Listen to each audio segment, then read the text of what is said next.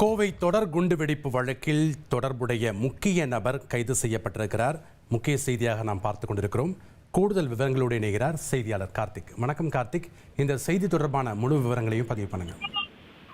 வணக்கம். கோவையில் கடந்த 1998ஆம் ஆண்டு பிப்ரவரி மாதம் 11 இடங்கள்ல 12 குண்டுகள் தொடர்ச்சியாக வெடித்தது. இந்த சம்பவத்துல 58 பேர் உயிரிழந்தாங்க. 250க்கு மேற்பட்டோர் காயங்களுடன் அரசு மருத்துவமனையில் சிகிச்சை அவங்களுக்கு அளித்தார்கள்.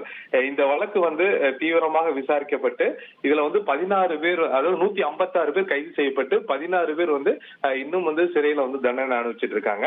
இந்த வழக்குல மிக முக்கியமாக இருக்கக்கூடிய 2 நபர்கள் அப்போது இருந்து தலைமறைவா இருக்காங்க.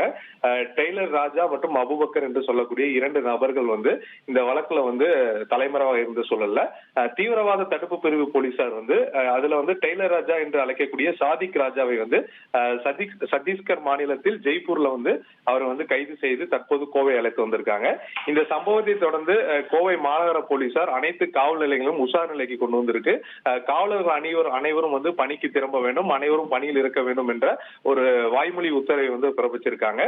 மேலும் இந்த கைது நடவடிக்கை தொடர்பாக மாநகர மற்றும் தீவிரவாத தடுப்பு பிரிவு போலீசார் ஒரு விரிவான செய்தி அறிக்கையை வெளியிட இருக்காங்க.